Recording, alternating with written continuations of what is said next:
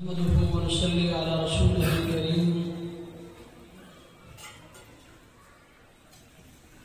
أما بعد فأعوذ بالله من الشيطان الرجيم. بسم الله الرحمن الرحيم. قال الله تبارك وتعالى في كلامه المجيد والفرقان الحميد: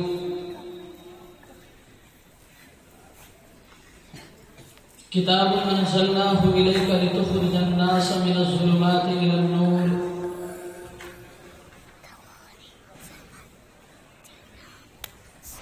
وقال الله تبارك وتعالى في كلامه المجيد والفرقان الحميد في مقام آخر: إنا نحن نزلنا الذكر وإنا له لحافظون.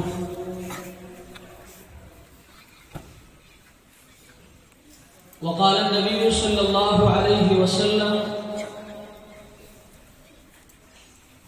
تبرك بالقرآن فإنه كلام الله وخرج منه، أو كما قال عليه الصلاة والسلام.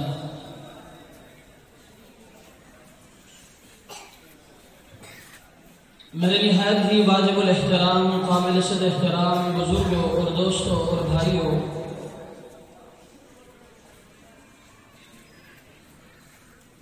اور دور دراز سے تشریف لائے ہوئے معزز علماء کرام،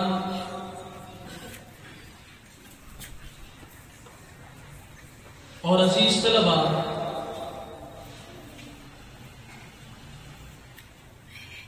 الحمدللہ آج ہم ایک ایسی مجلس میں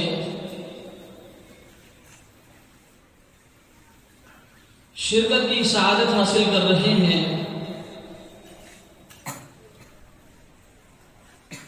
جو ختم قرآن کے عنوان سے معین ہے۔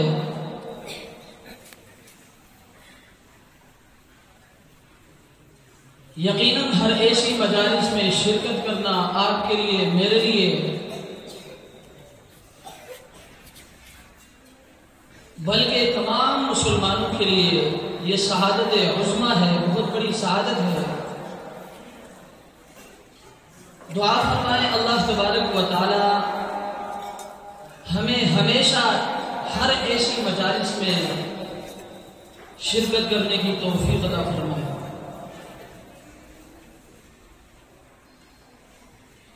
میں سب سے پہلے ان خوش نصیب طلباء کو مبارکباد پیش کروں گا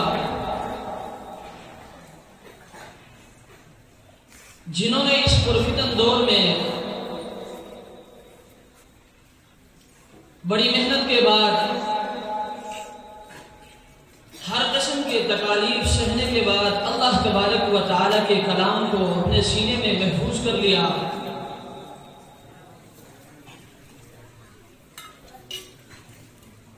اس کے ساتھ ساتھ میں ان خوش نصیب طلباء کے ان سعادت مند والدین کو بھی مبارکباد پیش کروں گا کہ ان معصوم بچوں نے ان کی دعاؤں کی بدولت، کہ ان والدین نے ہر قسم کی سختیوں کو، تکالیف کو، مصائب کو خود برداشت کر کے ان بچوں کو مدرسوں میں ڈالا۔ الحمدللہ آج ان کی محنت ان کے سامنے ہے۔ کسی نے قرآن کو حفظ یاد کیا، کسی نے نازلے میں یاد کیا، یقیناً وہ بھی مبارکباد کے مستحق ہے۔ میرے دوستوں اور بزرگوں، حقیقت یہ ہے کہ آج مجھے اور آپ کو قرآن کریم کی اس نعمت اور دولت کی قدر و قیمت کا صحیح اندازہ معلوم نہیں ہے۔ الحمدللہ بچے قرآن پڑھتے ہیں، حفظ یاد کرتے ہیں، کوئی نازلے میں یاد کرتے ہیں، اور ختم قرآن کے موقع پر ہم اپنی طاقت کے مطابق، اپنی بس کے مطابق اس پر خوشی بھی مناتے ہیں۔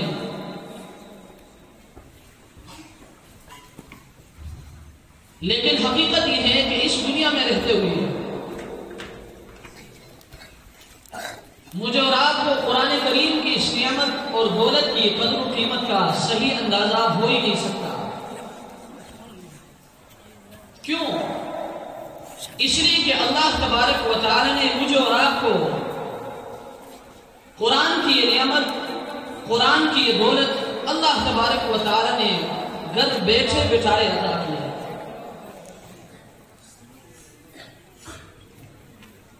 میں اور آپ نے قرآن کریم کی اس نعمت اور دولت کے حصول کے لیے کوئی جدوجہد نہیں کی، کوئی مصیبت برداشت نہیں کی، سختیاں ہم نے برداشت نہیں کی۔ قرآن کریم کی اس نعمت اور دولت کی قدر و قیمت کا اگر صحیح اندازہ مجھے اور آپ نے کرنا ہے، ہم صحابہ کی زندگیاں اٹھا کر دیکھیں کہ ان حضرات نے اس قرآن کو حاصل کرنے کے لیے، قرآن کے ایک ایک لفظ کو حاصل کرنے کے لیے، ایک ایک حرف کو حاصل کرنے کے لیے اپنی جان کی، اپنی مال کی، اپنی آبرو کی، اپنی خاندان کی ایسی قربانیاں دی کہ تاریخ میں اس کی مثال ملنا مشکل ہے۔ ہمارے لیے کیا ہے؟ آج تو ہمارے سامنے قرآن ایک مجلد اور خوبصورت کتاب کی شکل میں موجود ہے۔ ہم نے کیا کیا اس قرآن کے حصول کے لیے؟ بس ہمارا کام یہ ہے، نوالے بنائے، منہ میں ڈالے اور حلق سے اتارے، وہ بھی ہم صحیح نہیں کرتے۔ تو میرے دوستوں اور بزرگوں، آپ قرآن کی اس نعمت اور دولت کی قدر و قیمت کا صحیح اندازہ کرنا ہے تو صحابہ کی زندگی اٹھائے۔ انہوں نے اس قرآن کے ایک حرف کو حاصل کرنے کے لیے، ایک ایک لفظ کے حصول کے لیے کفار و مشرکین کے ظلم و ستم برداشت کیے، ان کی سختیاں برداشت کی۔ بخاری شریف میں ایک قصہ آتا ہے، ایک صحابی خود اپنا واقعہ بیان کرتے ہیں۔ وہ فرماتے ہیں کہ سرکار دو عالم صلی اللہ علیہ وسلم کے زمانے میں چھوٹا تھا اور اپنی کسی ذاتی مجبوری کی وجہ سے میں نبی علیہ السلام کے پاس نہیں آ سکتا تھا، اور مجھے قرآن سیکھنے کا بڑا شوق تھا، بڑا جذبہ تھا، لیکن آپ علیہ السلام کے پاس میں نہیں آ سکتا تھا۔ لیکن اس صحابی نے قرآن کا ایک بہت بڑا ذخیرہ اپنے سینے میں محفوظ کر لیا تھا۔ وہ صحابی خود فرماتے ہیں کہ میں اس شوق اور جذبے کی وجہ سے میں اس راستے میں جا کر کھڑا ہوتا تھا جو راستہ مدینے سے آتا تھا، اور جس راستے سے مدینے سے لشکر آتے تھے، میں اس راستے کے کنارے پہ جب جا کر کھڑا ہوتا، جب مدینے سے کوئی لشکر والے آتے، میں ان سے پوچھتا کہ بھائی خدا کے لیے اگر آپ میں سے کوئی مدینے سے آ رہا اور نبی علیہ السلام سے ان کی ملاقات ہوئی ہو تو خدا کے لیے اگر نبی علیہ السلام سے قرآن کی کوئی آیت سیکھی ہے وہ مجھے سکھائے۔ چنانچہ وہ صحابی فرماتے ہیں کہ کسی کو قرآن کی ایک آیت یاد ہوتی، کسی کو 2 آیتیں یاد ہوتی، کسی کو 3 آیتیں یاد ہوتی۔ وہ فرماتے ہیں کہ میں اس قبیلے والوں کی منت سماجت کر کے آج قرآن کا ایک بہت بڑا ذخیرہ اپنے سینے میں محفوظ کر لیا۔ تو میرے دوستو اور پاور ہاؤس کے غیور مسلمان بھائیوں،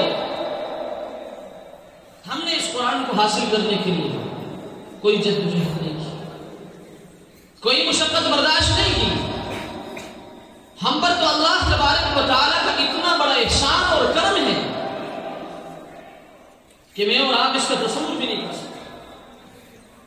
یہ قرآن اللہ تبارک و تعالیٰ کی عظیم الشان کتاب ہے کہ اس کتاب کا چھونا بھی عبادت، اس کو پڑھنا بھی عبادت، اس کو پڑھانا بھی عبادت، اس کو سمجھنا بھی عبادت، اس کو سمجھانا بھی عبادت، اور اس کو ناظرے میں پڑھنا بھی عبادت، اور حفظ یاد کرنا تو بہت بڑی عبادت ہے۔ اس لیے آج اس ختم قرآن کی اس پروگرام کی توسط سے پاور ہاؤس کے غیور مسلمانوں میں آپ سے درخواست کروں گا کہ خدا کے لیے اس قرآن کو سینے سے لگائیں، اس قرآن سے محبت کیجئے، اس قرآن سے عشق کیجئے۔ آپ صحابہ کی زندگی اٹھائیں نا، قرآن سے محبت کی، قرآن کو سینے سے لگایا، تو اللہ تبارک و تعالیٰ نے صحابہ کو کہاں سے کہاں اٹھایا۔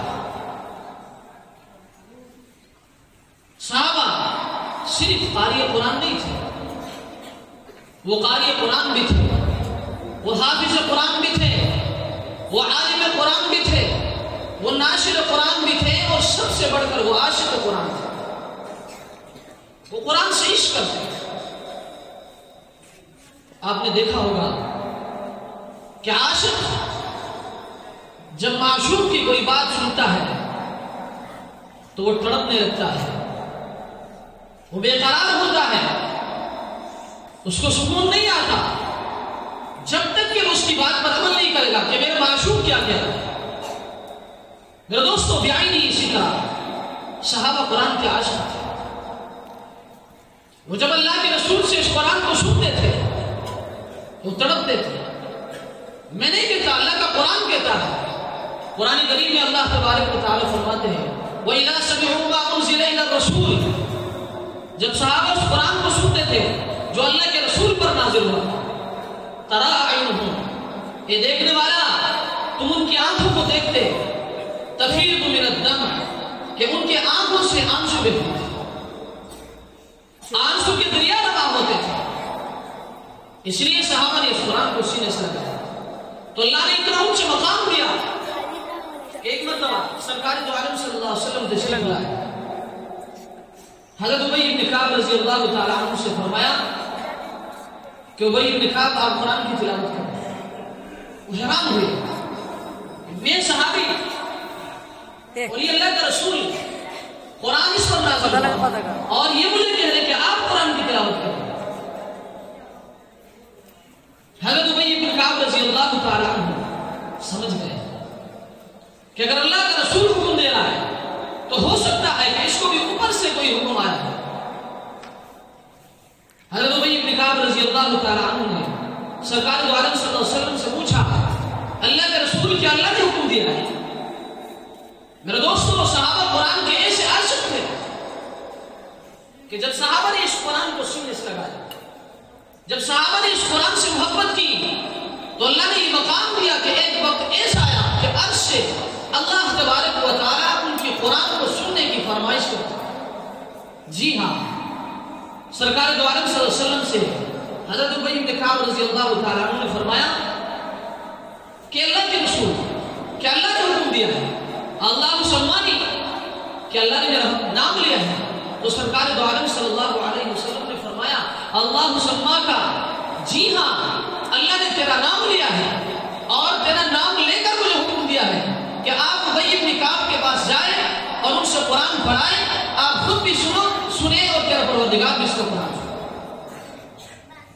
اس لیے میرے دوستو میں آپ سے درخواست کروں گا کہ اس قرآن کو سینے سے لگائیں۔ میں جس جگہ میں بھی ختم قرآن کے پروگرام پر جاتا ہوں میرا ایک ہی پیغام ہوتا ہے، میں لوگوں سے ایک ہی فریاد کرتا ہوں۔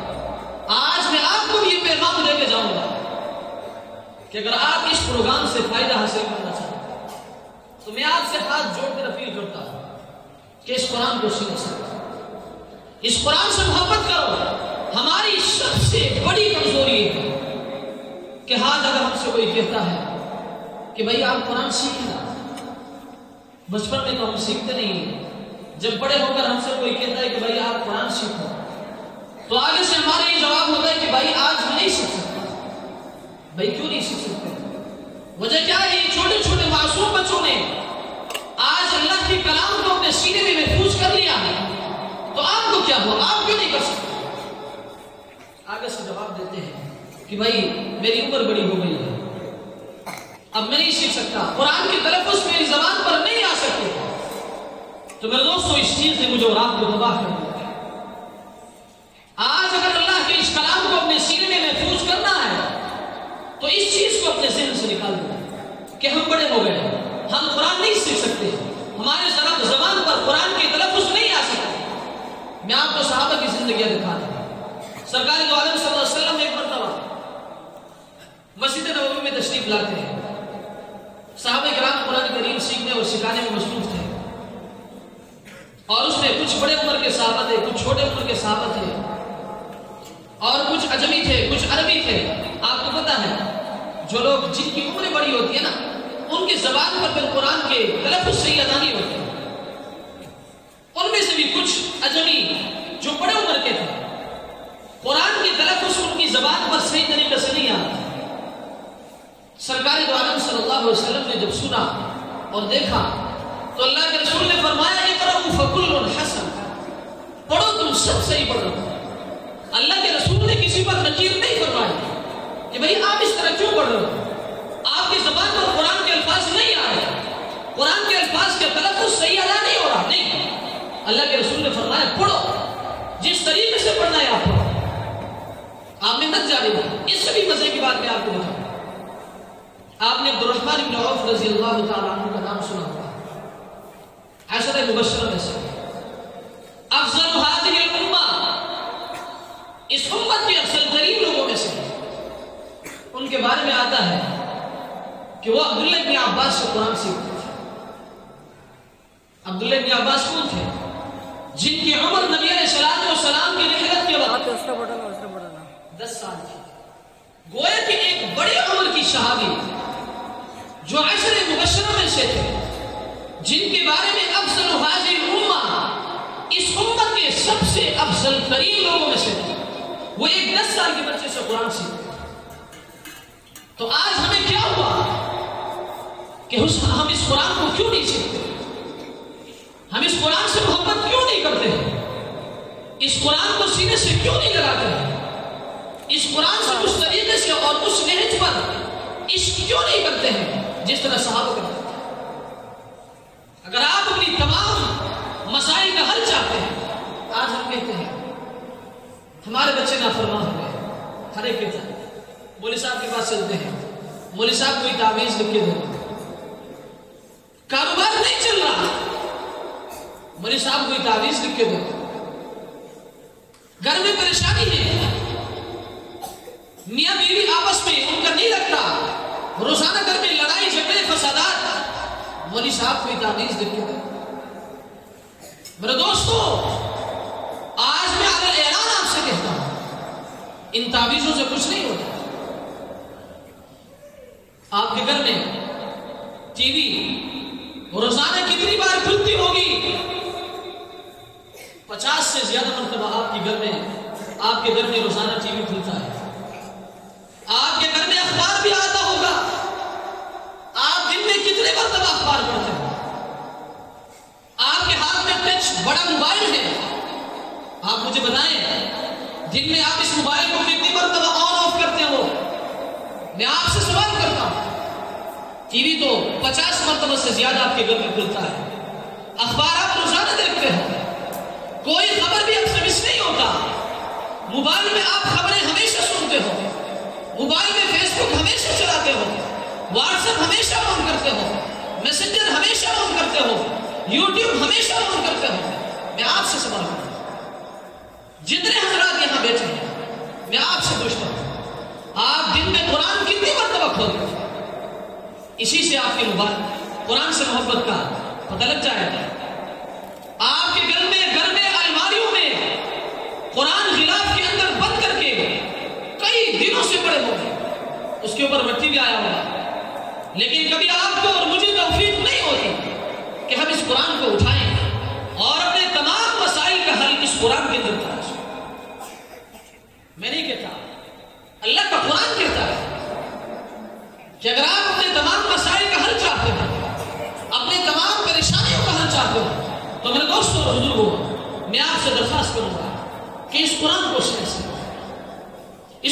سینے سے لگائیں، اس قرآن سے محبت کیجیے۔ اللہ کا قرآن کہتا ہے وَإِذَا قُرِئَ الْقُرْآنُ فَاسْتَمِعُوا لَهُ، جہاں قرآن پڑھا جائے اس کو سنو، وَأَنصِتُوا، اور خاموش رہو، لَعَلَّكُمْ تُرْحَمُونَ، تاکہ تم پر اللہ کی رحمتیں برسیں۔ گویا کہ اللہ کا قرآن یہ کہتا ہے کہ جہاں قرآن کی تلاوت ہوتی ہے وہاں اللہ کی رحمتیں برستی ہیں۔ میں آپ سے پوچھتا ہوں، آپ کے گھر میں اگر قرآن کی تلاوت ہوتی ہے تو یقیناً اللہ کے قرآن کا یہ فیصلہ ہے کہ اللہ کا یہ فیصلہ ہے کہ اس گھر کے اوپر اللہ کی رحمتیں برسیں گی۔ جب آپ کے گھر کے اوپر اللہ کی رحمتیں برسے گی تو آپ کے بچے نافرمان کیوں ہوں گے؟ آپ کے گھر میں لڑائی جھگڑا کیوں ہوگا؟ آپ کے کاروبار میں پریشانی کیوں ہوگی؟ بالکل بھی نہیں ہوگا.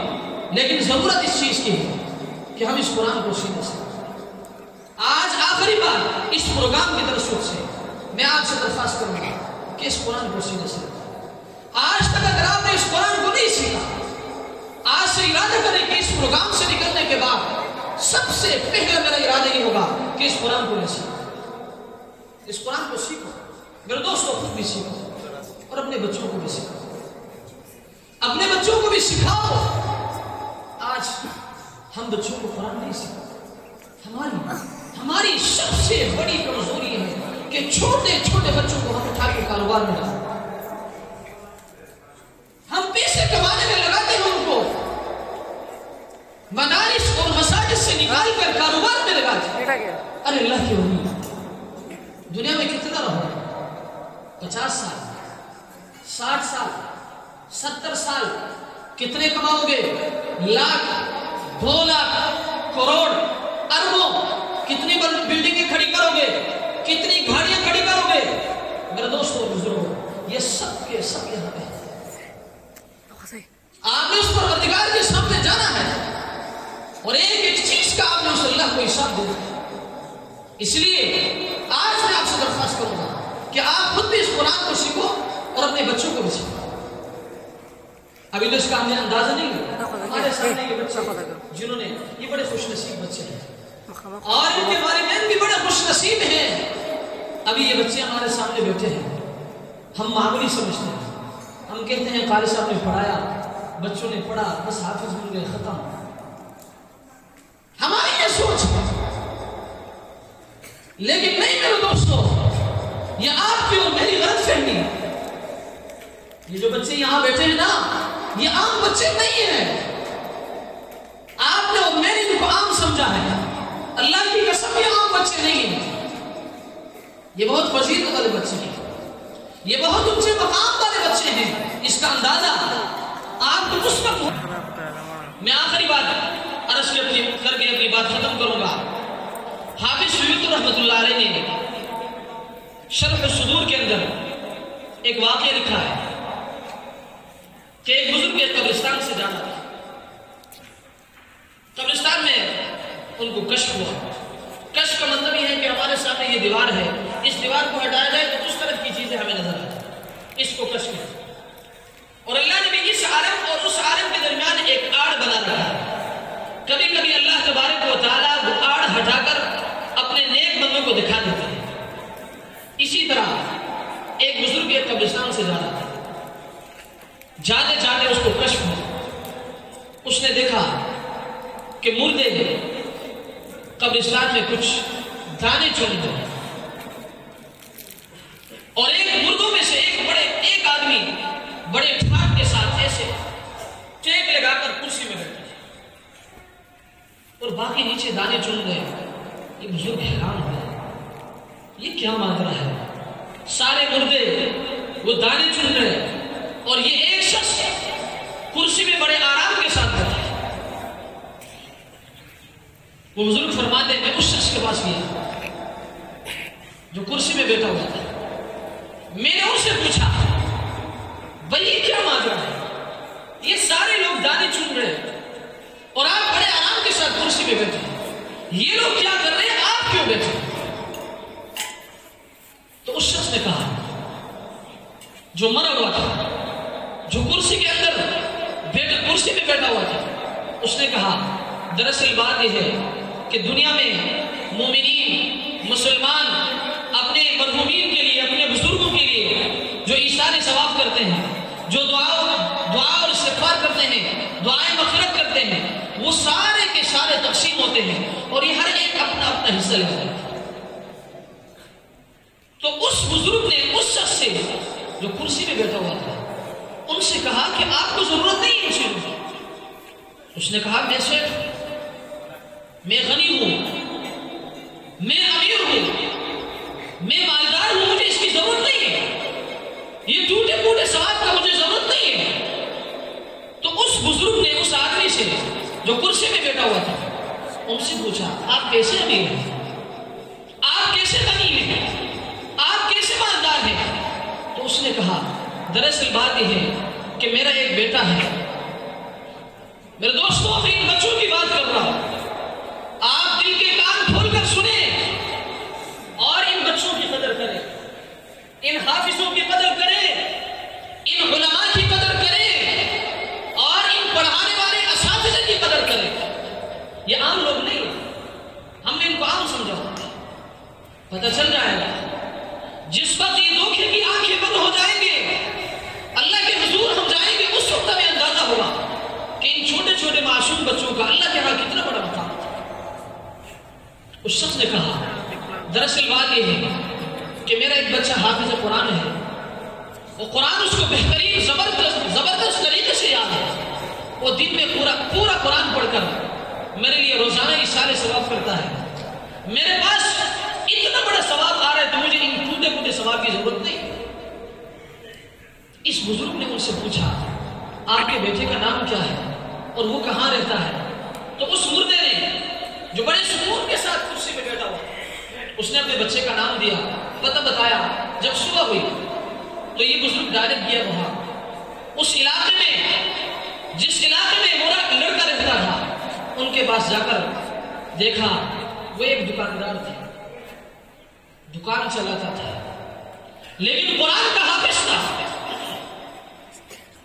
جب بھی کوئی گاہک آتے تھے ان کو سودا بھی دیتا تھا اور قرآن اتنا زبردست یاد تھا کہ زبان اس کی ہمیشہ جاری ہوتی تھی، قرآن پڑھتے تھے۔ اس شخص نے، اس بزرگ نے ان سے پوچھا کہ کیا بھائی آپ کا نام یہ ہے؟ اس نے کہا ہاں میرا نام یہ ہے۔ اس نے اس سے پوچھا کیا آپ اپنے باپ کے لیے، اپنے والد کے لیے روزانہ ایک قرآن پڑھتے ہیں؟ اس نے کہا ہاں میں پڑھتا ہوں، لیکن آپ کو کیسے پتہ چلا؟ آپ کو تو میں نے نہیں بتایا اور میں نے کسی اور کو بھی نہیں بتایا، آپ کو کیسے پتہ چلا؟ تو اس بزرگ نے کہا وہ سارا قصہ جو میں نے ابھی آپ کے سامنے عرض کری وہ سارا ان کو بتا دیا۔ میرے دوستو اس کے بعد 1-2 سال کے بعد اس بزرگ کا اس قبرستان سے دوبارہ جانا، پھر دیکھا کہ وہ مردے دانے چن رہے اور یہ شخص بھی ان کے ساتھ دانا چن رہے،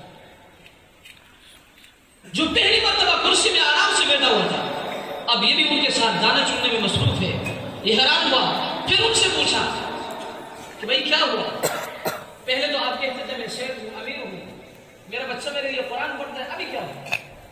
تو اس نے کہا دراصل بات یہ ہے کہ میرا وہ پینشن ختم ہو گیا، میرا بچہ دنیا سے فوت ہوا، وہ دنیا سے اس طرف آ گیا، اب دنیا میں میرے لیے کوئی پڑھنے والا نہیں ہے، اب مجھے بھی ٹوٹے پورے ثواب کی ضرورت ہے، اس لیے میں بھی ان کے ساتھ۔ تو میرے دوستوں اور بزرگوں یہ اتنی بڑی شہادت ہے کہ جب تک یہ چھوٹے معصوم بچے جب تک یہ بالغ نہیں ہوتے نا اس وقت تک ان کے نامہ اعمال کی جو رجسٹر ہے وہ کھلی نہیں ہوتی۔ جب کھلی نہیں ہوتی جو کچھ یہ پڑھیں گے وہ سارے کے سارا آپ کے نامہ اعمال میں ہے، اور اس کے بعد جب آپ دنیا سے چلے جائیں گے تو یہ آپ کے لیے میرے دوستوں اور بزرگوں پینشن لگ جائے گی۔ آپ کی دنیا سے جانے کے بعد یہ بچے اس قرآن کو پڑھیں گے، خود پڑھیں گے اور آگے لوگوں کو پڑھائیں گے، اس کا آپ کو فائدہ ہوگا۔ اس لیے میں آپ سے درخواست کروں گا کہ خدا کے لیے آپ خود بھی اس قرآن کو سینے سے لگائیں اور آپ اپنے بچوں کو بھی پڑھائیں، دعا فرمائیں اللہ تبارک و تعالیٰ جتنی باتیں کہی اور سنی گئی ان تمام باتوں پر ہمیں عمل کرنے کی توفیق عطا فرمائے۔ وآخر دعوانا ان الحمد للہ رب العالمین۔